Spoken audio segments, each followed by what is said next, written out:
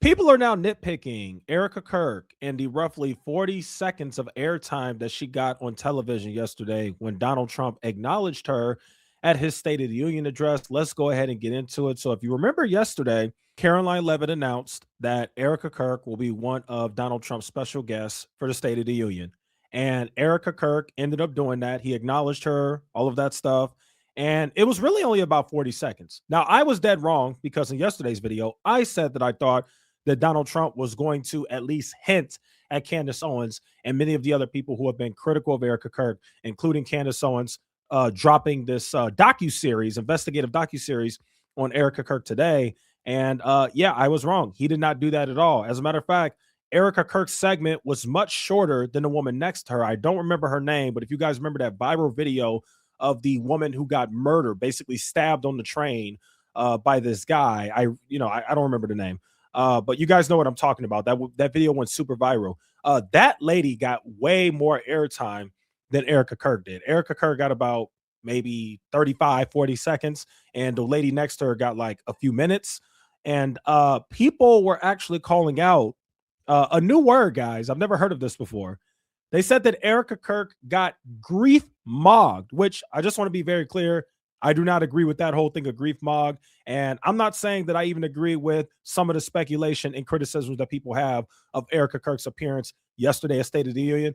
I'm just covering the news in this instance. But let's go ahead and take a look. So Baron Coleman said, I didn't know until the State of the Union that a person could get grief mogged. And he's not the only person who is saying that. For those who don't know what grief mog means, basically they are comparing Erika Kirk's grief to the mother of the young woman who was murdered on the train. By the way, I should probably know her name. Let me pull that up. So this is her right here, Irina. She is the young woman who was murdered by a crazy person on a North Carolina train, I believe. And there's a little bit of the footage right there to the right. We can't play too much of it because you know how YouTube is.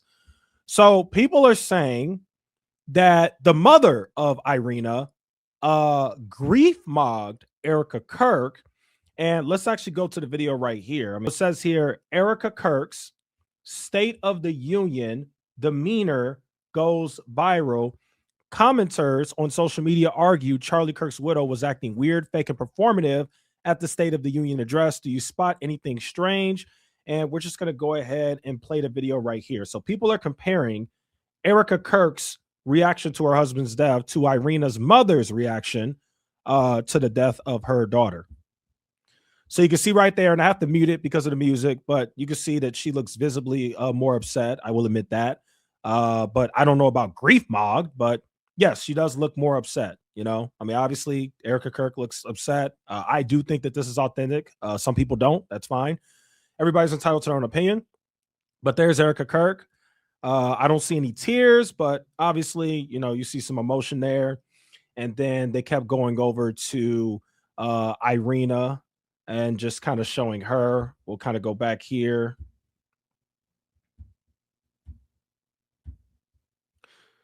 So you can see right there, Irina right there. I mean, she just looks like she lost a part of herself. I mean, she honestly looks dead inside right here. Like she lost everything. Like how can she even continue to go? And obviously that is very, very sad. And so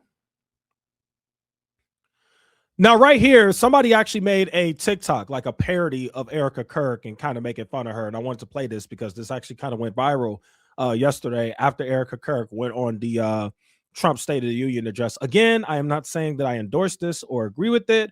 However, I do think it's important to cover. So let's see this little skit right here. People don't understand how hard it is to be a professional widow. You don't understand how strenuous the tour schedule is. And I need everyone to know how sad I am. I'm so sad all the time. You know, I miss the little things. So many things about Charlie were little that I miss. But the thing I miss the most of all is when you come home on a Friday night, Shabbat Shalom, Israel. Daddy's home, and he put his phone and his keys in the junk drawer, and it would just be all us. It'd just be all us. I just want to encourage people. Don't argue with your spouses. Don't let men get away with anything except the absolute bare minimum of them. I always told him, you know, I will always have a place for you at home. There's always going to be dinner for you on the table. And if it's cold, I'll reheat it. Don't even worry about it, baby. I am such a good wife. And I'm so sad, but I make a great wife. Wow, her impersonation of Erika Kirk was actually very spot on. I mean, the way that Kirk talks, like her cadence, like she actually got that very down packing pretty well. In terms of the fake crying and all that, I mean, obviously a lot of people feel that way. You know, I don't really have an opinion on the fake crying. I'm not really like an expert. I'm not the type of guy who can tell if somebody's like fake crying or not. I mean, obviously I've been super critical of Erika Kirk, but you guys know where my criticisms stem from. I don't like the fact that she had that pastor Greg Laurie, who's involved in all these, you know, abuse lawsuits, and she had him speaking at Turning Point USA Faith. I also think that her past is extremely sketchy. It almost makes you think that she's some sort of intelligent asset because none of it makes sense. You lived in China. Your parents work for the big defense industry. Some of them sit on these boards. And, you know, you were running this Romanian Angels orphanage in Romania at the age of 17. And just there's a lot that just doesn't add up. So don't get me wrong. I am critical of Erika Kirk, but in terms of last night, I don't really know what to make of it, only because we didn't really get a whole lot. We really only got, she was literally on camera for 40 minutes. I literally live streamed the entire thing, the State of the Union last night. She was only on camera for 40 seconds. So I really can't make a determination based off of 40 seconds. I need a little bit more than that.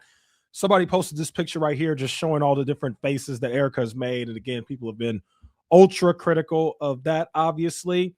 And then you have this right here. Somebody made like another. I actually think this is somebody recording their live reaction. You can see that the video is only 40 seconds. Hence, kind of what I've been telling you guys. Erika Kirk was only shown on camera for 40 seconds. Literally, she only had about a 40-second moment. And then Trump moved on to the mother of Irina, the Ukrainian woman who was murdered on the train. So let's go ahead and play this. So we're going to play this person's criticism of Erika Kirk right here.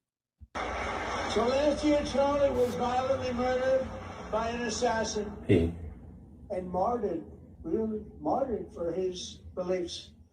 His wonderful wife, Erika, is with us tonight. Erika, please stand. She's already standing.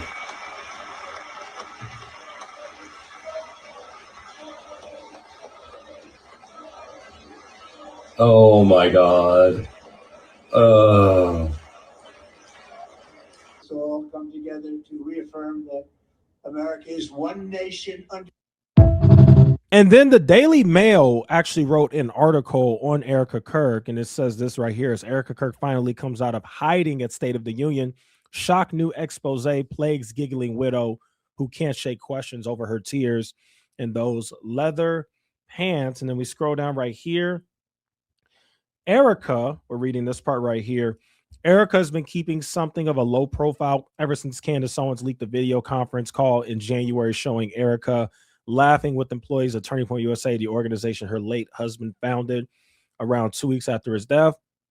Candace Owens, who has expended much of her energy in recent months spreading obscene conspiracies about the murder of her former friend Charlie, criticized Erika for appearing to be extraordinarily upbeat. Days after the conference call leak, it was noted that Erika chose not to attend Turning Point USA's alternative All America halftime show during the Super Bowl. Now Erika finds herself at the U.S. Capitol just hours after a judge in Utah denied a request to disqualify the prosecution team in the case against Tyler Robinson, the man accused of killing Charlie Kirk. Robinson's defense lawyers had argued that prosecutors should be ousted from the case because of a conflict of interest arising from the fact that one of them has an 18-year-old child who attended the Utah Valley University event at which Charlie was killed. But Utah District Court. Okay, so this is just talking about the court case. We already know about that. Nothing all that interesting happened. We're really just waiting on the trial. Some in the conservative movement have praised her for putting aside her personal anguish and taking over as head of Turning Point USA in a time of crisis for the group. I disagree with that. I don't think that that was a time of crisis for the group. I think any of the other people, the COO or any of those other guys in the upper management could have easily taken over. Then it says these boosters include Trump himself, who attended Charlie's Revival style memorial in an Arizona football stadium last September. Others in the MAGA movement have cruelly derided Erika for supposedly abandoning her two young children for a slew of public appearances, including a 30-city speaking engagement that she calls Make Heaven Crowded Tour. Yeah, that was bad. All right, so the article kind of talks about a little bit of Erika Kirk. They say that she's hiding. I don't know about that. But overall, just wanted to show you guys that real quick in case you haven't seen it. I actually, you know what's funny? I actually didn't think that Erika Kirk would get criticized. I really didn't. When I watched the State of the Union live and I saw Erika speak for, or not speak, get shown on TV for like 40 seconds, I was just thinking in my head that like, okay, well, there's really nothing here. I mean, there's really nothing out of the ordinary. I mean, Trump gave her moment. You know, she was emotional. She waved. She stood up. And that was really it. I did not expect people to make something out of that, but they did.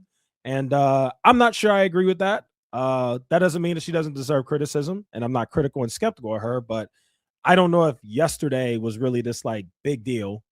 I don't really think it was. But you know what is a big deal is the fact that Candace Owens today will be releasing her investigative, or at least episode 1 of her investigative series into Erika Kirk. That will be very interesting to see. I know some of you guys have expressed that you wanted me to go live for that. I've thought about that, but I really want to analyze it and break it down in a very informed way, rather than just do a live reaction. I want to make sure that I can actually research some of the things that she said and kind of pick it apart. And I will give you my honest thoughts on it, whether I think it was a good docuseries, whether I think it was a bad docuseries, whether I think that she actually accurately reported some of the things or whether she got some things wrong. I will report on all of that. So I probably won't do a live reaction, but you never know. So anyway, that's today's video. I want to keep you guys updated on how people out there are feeling about Erika Kirk's appearance yesterday at Trump's State of the Union address. And as always, if you want to support the channel, feel free to become a member. Link down below in the description. Yeah, that's really it. That's today's video. Thanks so much for watching. I'll see you guys in the next one. Hey, so if you enjoyed that video, make sure to like and subscribe to the channel. And also, if you would like to support me, feel free to become a member of the channel for as low as $3 a month. And you will be able to get access to the full entire show. That's right. Become a member of the channel, support independent journalism, support me. Thanks so much.